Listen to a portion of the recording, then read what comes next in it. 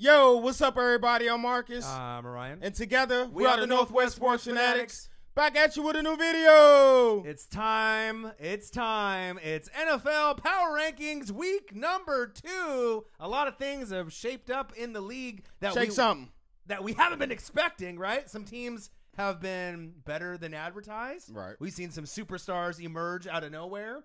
And then we've had some teams kind of fall on their face and fall back to reality where they may not be as good as we thought they were. Yeah, and again, it's still early in the season, so don't worry too much. It's only 2 games. We still got 14 left to go. But if your team looking a little bit on the shaky side, then it's going to be a long year. Right. So I just want to go over the records real quick. So normally when we talk about the AFC, we talk about the Pats, the Steelers, the Jags. Right. Those are like the front runners, right? Right now, the Jags, the Chiefs, the Broncos, the Bengals, and the Dolphins are 2-0. Who? The Dolphins? The Dolphins, right? The Fish Bengals God. And the Chiefs. Those are probably the most surprising, right? Broncos and Jags, maybe not so much. You know, I knew the Broncos had some potential, but even that could be surprising to some people. If you're especially with their record they ended up with last year. Right. And then obviously on the NFC side, on the flip side, we talk about the Saints. We talk about the Falcons. We talk about the Panthers, the Packers, the Vikings. You know, sometimes Seahawks, the Rams, all these other teams get a lot of love. Right. Right now, there's only 2 teams in the NFC that are undefeated. Who that is? One team, we already knew they were going to be good, the front runner, right? The Los Angeles Rams. But the other is my team, the Tampa Bay Buccaneers. The Buccaneers. At 2-0. I mean, who would have thought? I mean, some of these teams may be pretenders. They may not be contenders. Right. But typically when you start off 2-0 or 3-0, the chances of getting to at least a wild card is dramatically improved. Hey, when you start out 2-0, you have a 41% chance of making the playoffs. So that's pretty good. But we back at you guys with our Week 2 NFL Power Top 5 rankings. Top 5 power rankings. So before we get into the video, make sure you subscribe to our channel. And hit the thumbs up for your boy. And this is tough, right? Obviously, there's a lot of teams on the outside looking in. You could probably swap out number 5 or number 4. So bottom line, we got 2 new teams in the top 5. Right. 1 team that slid, and then 2 teams that went above and beyond and raised their ranking from our previous week 1 that we had in our top 5 rankings. And again, this is these rankings is not ESPN. This is not CBS Sports, NFL, Fox Sports. are Fox Sports, whoever. These is our rankings that we come up with. We sit down and we look at the games played. We look at the impressive wins. We look at the road victories. We look at everything. Right. And that's how we compile our top 5. Right. And number 5 and number 4, honestly, could be interchangeable. You could have either one of those teams at either of their spots. But let's start off with it with number 5. And who our number 5 team? Number 5 has got the quarterback that everyone's talking about in the NFL. Again, you could put this team at number 4, but they have 2 road wins. That was very impressive. They got the hottest quarterback in the league in his 2nd year. His name is Patrick Mahomes. Who are we talking about? We're talking about the Kansas City Chiefs. Hey, man, the Chiefs, man. Andy Reid, you doing your QB voodoo out there again, huh? Man, you done found you another one, huh? Another one. But hey, shout out to Mr. Mahomes, man. NFL record, 10 TDs in his first 2 games. That's insane. I like the fact that they got a nice stable of weapons. I mean, around the NFL, who has better position skill players than the Chiefs? I mean, there's a few that you can argue with, but comment below. We're going to leave that for the comment section. Right. So far this year, 3 different receivers have already gone over 100 yards for the Chiefs, man. And that's an attribute to Mr. Mahomes. But for me, it's that defense, man. That defense. You're rolling on offense, but that defense, though, you're giving up 430 yards passing per game. Okay. That's per game.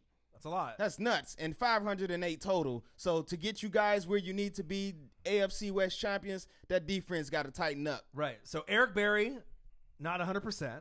Right. Still injured. Derek Johnson is no longer on the team. So we were kind of wondering what the defense would look like. Right. And so maybe the defense hasn't caught up to the offense. But when you're scoring as many points as the Chiefs are, right? Boy. Patrick Mahomes, 38 for 55, 582 yards, 10 TDs, no picks. Both games are on the road.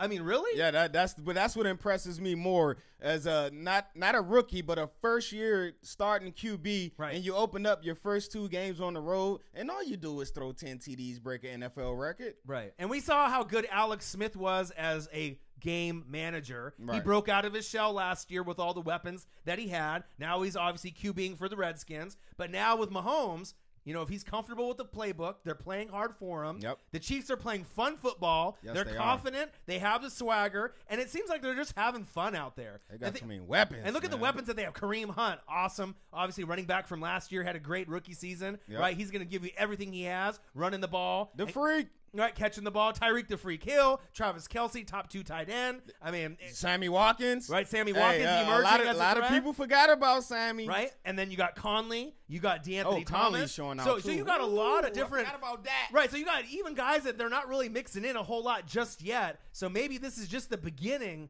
right? We'll see if they get kind of, you know, slapped back to reality. Right. But I don't think so. I think this team is going to be a contender, you know, not only with Denver and San Diego for the AFC West, Right. but they may be a contender when it's all said and done with the Patriots, the Jaguars, and whoever else decides to emerge out of the AFC. Next up, you got a home game. You're at home, right? I know you've been waiting for it, even though you guys are 2-0. Lit out there in And you're Kansas going against City. Jimmy G and the San Francisco 49ers, Ooh. and I don't think they're afraid one bit.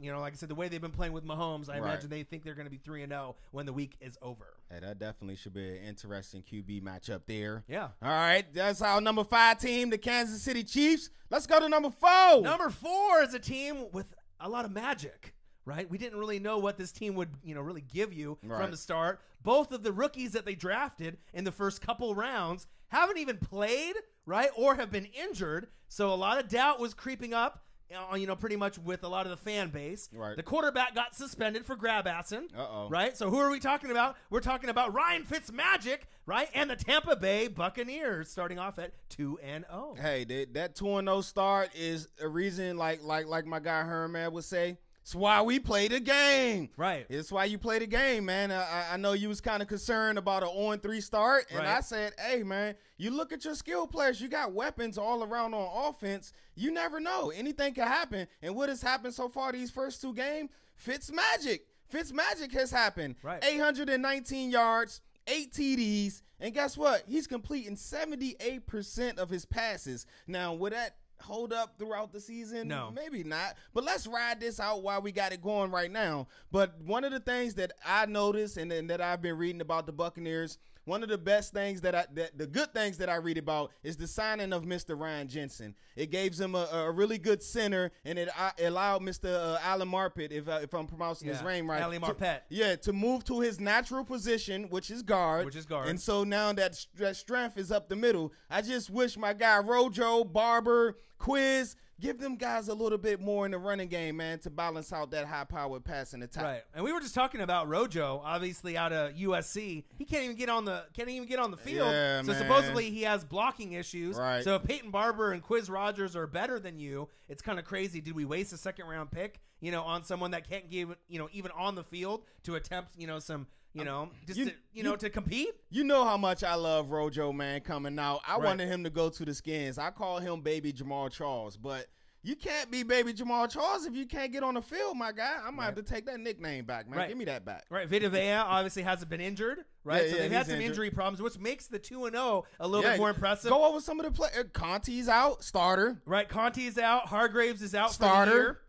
And the biggest one, Brent Grimes. Starter. Right, hasn't even played in the first 2 games. So you've been playing with rookies and backups. Right. You know, and obviously they've been getting torched on one end or another, you know, giving up points like with the Saints. It was that'll back and happen. forth. They're But to rookies. get the W on the road Yep. against the Saints and then to beat the defending champs at home, the Eagles, I don't think a lot of people gave the Bucs a whole lot of a shot. Nope. Or a chance. And then now you got a Monday night showcase against the Pittsburgh Steelers, who are pissed. They don't even have a win yet. Nope. And if they can win that game, there may be some, you know, NFL heads and other people will start to have a little Fitzmagic, Yep. right? And maybe start to believe that this team could be a wild card team and maybe even contend, you know, when the schedule starts to flatten out, maybe with the Saints and the Panthers and the Falcons.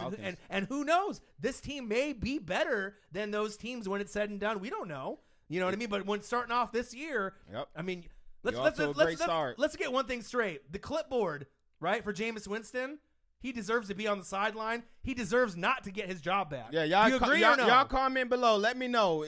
With the start of Ryan Fitzpatrick, does Jameis deserve his job back? Comment below. I don't think so. I mean, I've been a longtime Bucs fan since '95, and if you have those off the field issues, right? If you just could stay with the off the field issues and be clean out there, I think people would give you the job back. But since you've been kind of like a repeat offender, with these different grab asses, habitual line crosser, habitual crab stealer, right? He's stealing the crabs. He's grabbing asses. He just can't stay out of trouble. And with way that fits his plan, right?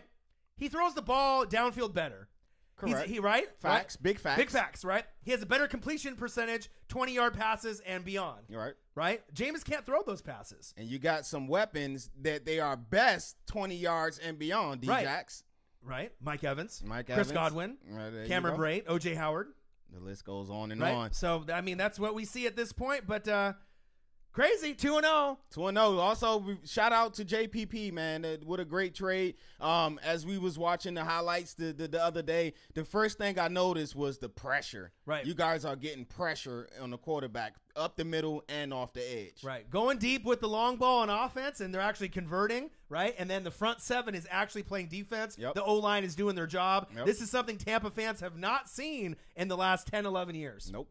All right, so there you guys have it, our number 4 team. Let's go to number 3. Number 3 is a team that we had at number 1, and we didn't really want to slide them down too far because we still feel that they are a good team. Their kicker let them down. Let me say it again. Their kicker let them down. You already know who we're talking about. Skol! We're talking about the Minnesota Vikings and Daniel Carlson going 0-for-3. Hey, man, and what that happened, the Turk came to see him too, huh? Yeah. You heard Zimmer in his press conference? Like, it was an easy decision because it actually was, and you made the decision to let him go, and who did they pick up? Just Dan Bailey, the second most accurate kicker in NFL history, 88%. So you now you solidified the kicking spot. So now Kirk Cousins, Dalvin Cook, Latavius Murray, Stephon Diggs, Rudolph, Thielen. Now they can go back to work, knowing that all their efforts, if they don't get in the end zone, won't go wasted. Right. So 1-0-1, which is a shame because they should be 2-0. Correct. No disrespect to the Packers, but they should have won that game. Yep. Right. He went 0-for-3 in the game, and he missed 2 field goals in overtime. I mean, like I said, that cost him his job. Yeah, it did. You know, the NFL, especially the kicking game, man, it ain't no love, man. Right.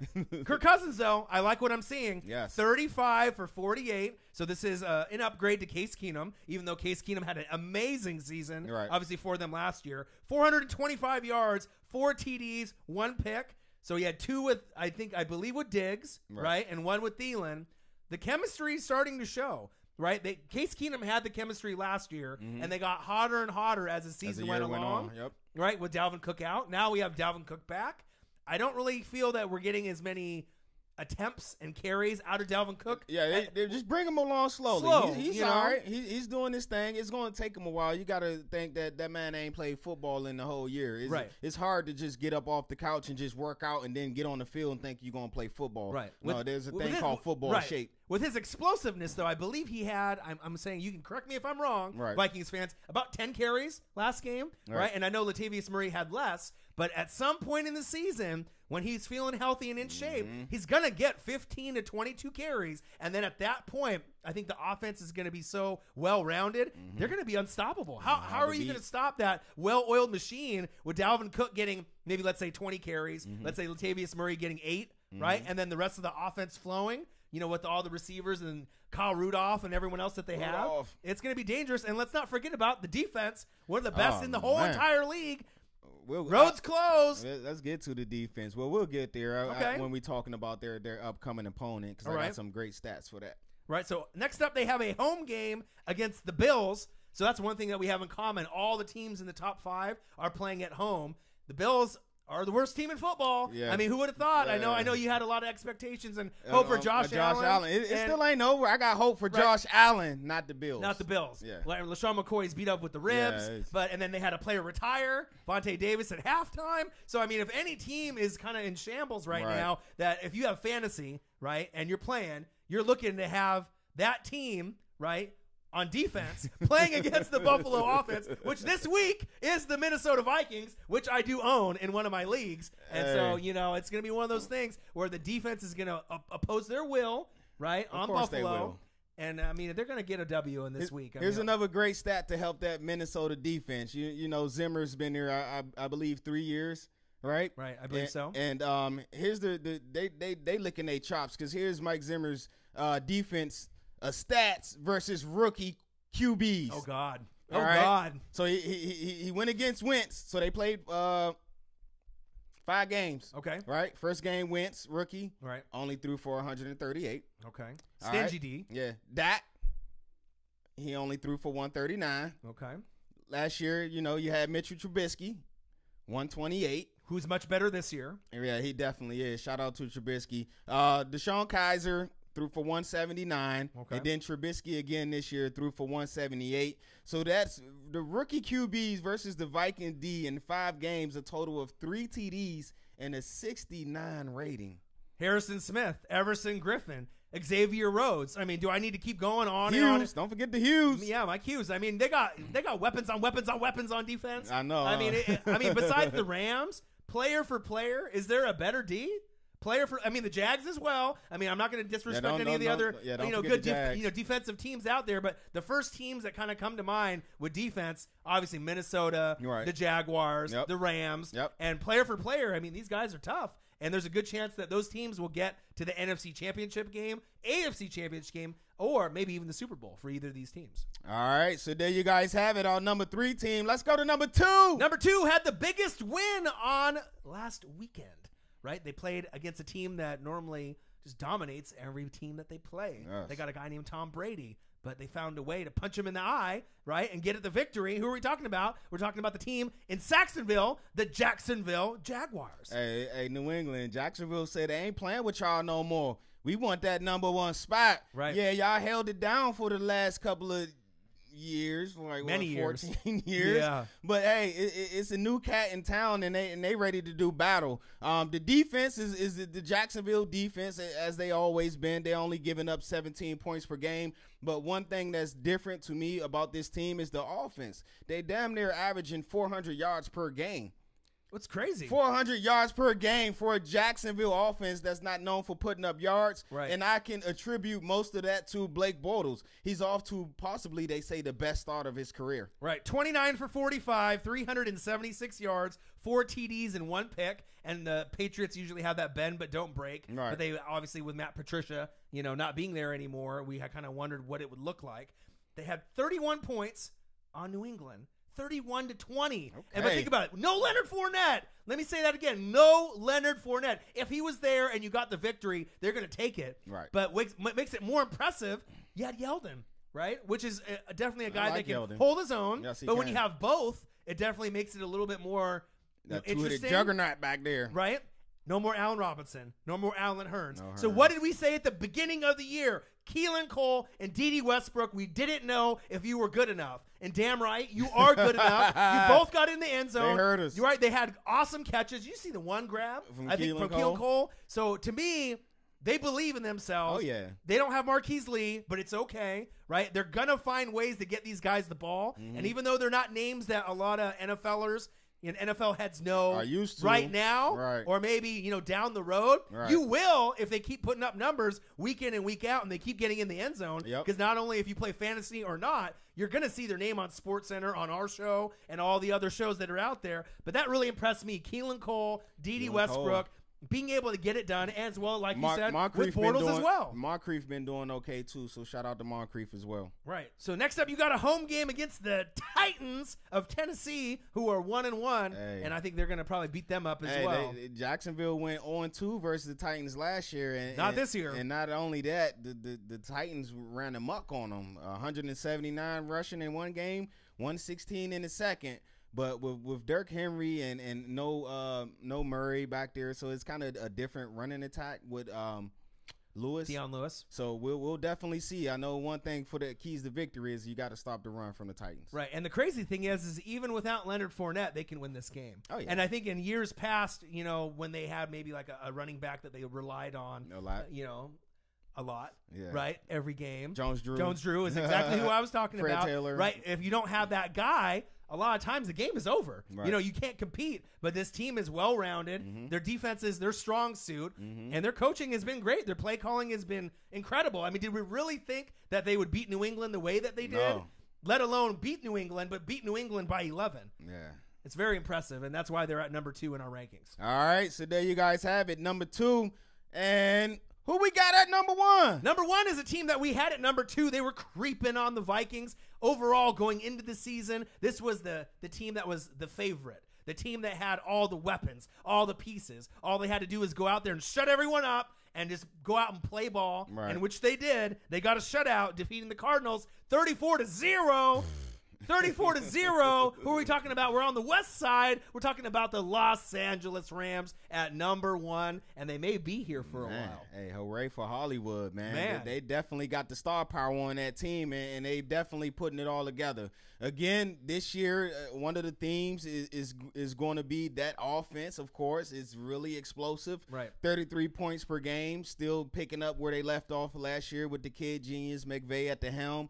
But then, like you said, that defense, they only gave up 6 points the first game, so now they're giving up a grand total of 6 points per game through the first 2, and that's impressive. But what's even more impressive, they're only giving up 74 yards per game rushing. And with those 2 big horses up front, and don't forget about Brockers, hey, it's going to be a long year trying to run on those big boys. Right. They held David Johnson, which we picked in one of our fantasy leagues, man. right? Because we thought he'd come back with a resurgence. 13 carries, 48 yards. You know what I mean? For a guy who's a top 5 supposed running back, Right. it shows you how elite this defense really is. Todd Gurley had 3 scores in the game, right? And we always talk about how good he is compared to Le'Veon he's Bell the illest. and Zeke, and he's the illest running back in the league. Yes. But then do you know what he also gave you? What he gave him? 2 2-point conversions Oh, on wow. top of that. This guy is the best running back in the league. And even if Le'Veon Bell was playing right now, I still think Todd Gurley is the best running back in the league because he can run through the tackles. Right. He can run the pitches on the outside. Yep. He can catch the ball. He can block. He can get you 2-point conversions. He is the ultimate running back. And I'm sure he can kick field goals, too. Probably. Speaking of field goals, right? Greg DeLeg, I believe, got injured. And so they have Sam no. Ficken, right? I think in there. And, you know, Ficken's kicking, remember, Okay, from last yeah, year? yeah. So it's not the same Greg DeLeg, Legatron, you Right. know, that we're used to. And also, my guy Farrell Cooper hurt too, Right. man. I love Farrell Cooper. His value on special teams to me is very underestimated Right. around the league. And I think a lot of people, they talk about Goff, Gurley, Kupp, right? Aaron Donald, Ndamukong Suh, Right. Marcus Peters, Aqib Talib. But I think the thing that we like the most, that most people won't say, we like the coaching staff the best. Oh, yeah. That's the reason we like the Rams Oh, yeah. the way that we do. Everyone sees the players, right? But those defensive players could be dysfunctional, right? And causing havoc, getting a lot of ejections and a lot of yellow flags. stepping on people, Getting crazy, throwing right? flags in the crowd. Right? But Wade Phillips, to me, is the best D coordinator in football, and he has been for a while. I know some people may not agree, Hey, but I agree with that. If you know a better D coordinator, drop it below. Drop it below. I mean, he's in the top 3. If you don't agree he's number 1, he's no worse than top 3, Right. And then Sean McVay, the golden child, right? Kid To genius. me, he is the best coach in the NFL. He's up there. He's in the top 5. You know what I mean? Like I said, every year he's gonna.